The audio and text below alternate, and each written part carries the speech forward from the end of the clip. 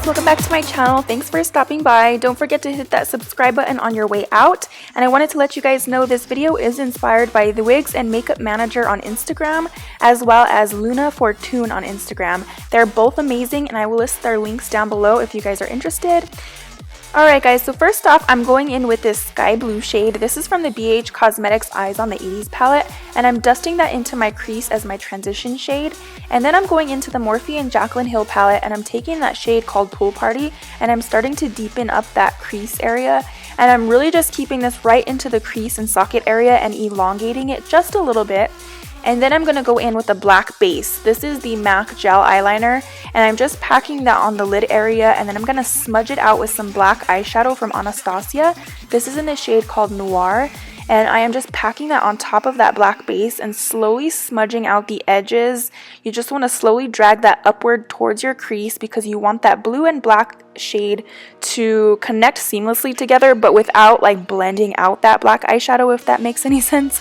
And now I'm going into the Makeup Forever Flash palette, and I'm taking that white cream paint and I'm placing this in the center of that blue area we have in our crease. And this does not need to be very precise because I am going to go back in with that eyeshadow called Pool Party, and I'm going to blend this on top. So you just want to pack on some more of that blue eyeshadow, and the key with this look is really layering. This is going to be what helps to give you that neon effect. So just pack some more of that blue shadow on top of it, and as you can see with that white base, it just really makes everything more vibrant.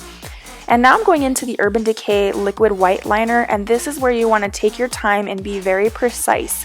So this white line is going to be like your highlight and really what gives you that neon vibe. So you're placing this right in the center of that blue on your crease. So just take your time with this. I did take the liner from the actual brush and place it like on an angled liner brush because I felt like I had more control. So I'm just slowly kind of thickening that line and making it even. And I went ahead and did my foundation and concealer off camera, and now I'm going into the Kevyn Aucoin contour book, and I'm taking that sculpting shade which has a nice cool undertone, and I'm just carving out the hollows of my cheekbones, the perimeter of my forehead. I'll do a little bit on the jawline and chin as well as the bridge of the nose just to give me more of a sculpted look. And then I'm going in with the Benefit Ka-Brow Brow Gel in the shade 04, and I am just filling in my brows as I normally would. So I like to comb my brow hairs upward and then line the base of my brows just to get the shape and arch that I want. And then I kind of comb the product through the brows, and I basically go back in and fill in any sparse areas. But I just kind of wanted to do my brows normal for this skull look, but feel free to do them however you prefer. And then I'm going into the Modern Renaissance palette, and I'm taking the shade Vermeer for my brow bone highlight. It's just a nice matte cream shade. And then I'm going back into that color called Pool Party from the Morphe and Jaclyn Hill palette, and I'm starting to dust this on my lower lash line. And then I'm going to go in with some black gel liner. This is also from MAC, and I'm taking that into my waterline. And I also tight lined my upper lash line as well. And then I'll go back in with some black eyeshadow. This is from Anastasia in the shade Noir. And I put that onto the lash line with a flat definer brush, and then I blend it out with a pencil brush just to make sure everything is nicely blended. And now going back into the Makeup Forever Flash palette with that white cream paint, I'm starting to trace out the nose and the shape that I want, so just take your time with this. I like to do my nose design a little bit smaller and keep it towards the tip of the nose. I don't like to kind of outline the entire nose because I just feel like it's a little bit more feminine. But basically you want to get the shape and then pack on that blue eyeshadow on top of that white base. And then you go in with your black and you can fill in the inner portion. And this is just going to give it a lot more depth. So I first used a black gel liner, and then I'm going to set that with a black eyeshadow. And this is again the Anastasia Noir eyeshadow, so I'm just packing that on top of that cream base. And I feel like this will just help with the longevity if you have a black cream base underneath. And once you're satisfied, then you're going to go in with the white liquid liner and finish off that detailing. So you want to trace a line right in the center of that blue area and just take your time with this. And now moving on to the kind of cheekbones, jaw, and mouth area.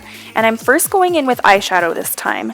So I'm just taking that on a little detailer brush and just starting to trace out all of the details that I want. I felt like this was a lot easier because you could quickly rub off that eyeshadow if you weren't happy with your design. and I'm just trying to map out directly along the natural contours of my face. So, you know, along the cheekbone area and trying to hollow out like that actual cheek area, trace it towards the jawline, and then same thing, I'm tracing out the teeth. And you kind of just want to do like little teardrop looking shapes. And then I'm going back in with that white cream base from Makeup Forever, and I'm layering this on top of that blue shade. And again, this does not need to be very precise because this is just another step to the layering. I feel like it looks so much more vibrant by layering. So I like to go in with the eyeshadow, with the white cream paint, again with the eyeshadow. And keep some makeup wipes at hand because, you know, of course everything's not going to come out perfect the first time. Just take your time. You know, you can wipe away any mistakes and go back in. And once I was satisfied with the shape of the teeth, now I'm going back in with that blue eyeshadow from Morphe, and I'm just packing this on. So you just want to really build up the pigment and get as much vibrancy as possible. I didn't do all of these layering steps with the nose, but I kind of wish that I had because I initially did it with the eyes and felt like it just looked a lot more vibrant. So we're going to do this with the mouth area as well. So just take your time, pack on that blue eyeshadow, and this sits so nicely on top of that cream base, and I feel like it just really gives it that neon vibe. So as you can see, I'm just packing on that shadow down towards the jawline.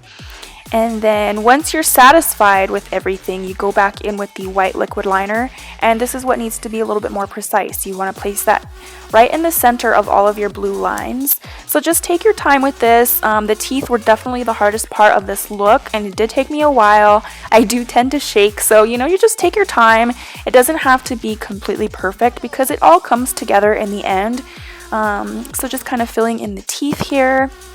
As you can see, I kind of do like little teardrop shapes for my teeth and kind of drag them downward as well. I feel like it kind of gives you the effect of like the actual root of the tooth.